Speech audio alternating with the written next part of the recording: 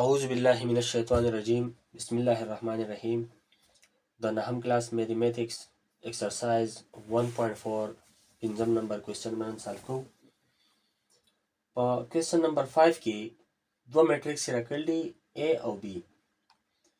وایي شو کوي چې AB چې دی دا د BA نه دی برابر. موږ به داسې وکړو چې ټول اول به AB معلوم کړو، یعنی A له به په B کې ضرب ورکړو. A له چې په B کې ضرب ورکړو A میټریکس پر واخلو به لګو ملټیپلای بای B میټریکس به ولګو. بیا په مخکیني لیکچرو کې موږ هم دا خبره ډسکس کړې وه چې میټریکس له به ضرب څنګه ورکړو. یعنی اولنی میټریکس رو چې دا به د دویمني میټریکس کالم سره ضرب کړي. دې کې په A میټریکس کې دوه رو دي او په B میټریکس کې دوه کالمې دي. د A میټریکس هر رو به د B میټریکس هر کالم سره ضرب کړي. یعنی AB به برابر شي 1 به د 0 سره ضرب وخوري پلس 1 به د 0 سره ضرب وخوري. دغه شانې دا 1 به د دې 1 سره ضرب وخوري پلس دا 1 به د دې 0 سره ضرب وخوري. بیا به 0 د 0 سره ضرب وخوري پلس دا 0 به د دې 0 سره ضرب وخوري. بیا به دا 0 د 1 سره ضرب وخوري پلس دا 0 به د دې 0 سره ضرب وخوري. صحیح ده. فرست رو فرست کالم ضرب وخوړ دلته ولګي. بیا فرست رو سیکنډ کالم ضرب وخوړ هغه دلته ولګي. بیا سیکنډ رو فرست کالم ضرب وخوړ هغه دلته ولګي. بیا سیکنډ رو او سیکنډ کالم ضرب وخوړ هغه به دې ځای کې ولګي. یعنی AB به برابر شي 1 ملټیپلای بای 0 0 پلس 1 ملټیپلای بای 0 از ایکوال ټو 0.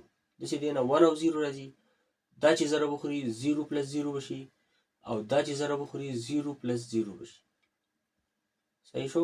یعنی AB به برابر شي دا 0 شو، دینه 1 راځي، دا 0 او دینه 0 راځي. دې ته موږ وایي میټریکس نمبر 1. اوس به BA معلوم کو، یعنی B له به په A کې ضرب ورکو نو B میټریکس چې کوم دی دا به اول ولګو، بیا به A میټریکس ورپسې ولګو. BA به برابر شي 0 به ضرب وخوري د دې 1 سره، دا 1 به ضرب وخوري د دې 0 سره. بیا به دا رو دا کالم ضرب وخوري نو 0 به د 1 سره ضرب وخوري، 1 به د دې 0 سره وخوري. بیا به سیکنډ رو فرست کالم ضرب وخوري نو 0 به د 1 سره ضرب وخوري او 0 به د 0 سره. بیا به سیکنډ رو سیکنډ کالم ضرب وخوري نو 0 د 1 سره پلس 0 د 0 سره.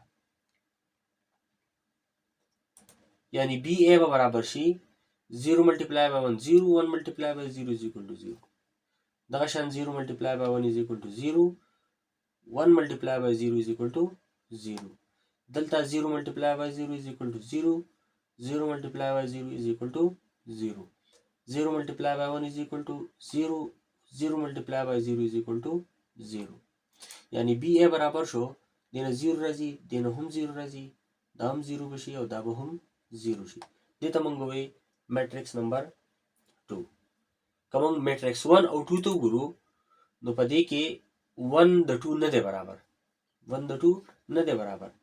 دیرفور موږ دا خبره کولی شو چې AB نه دی برابر د BA.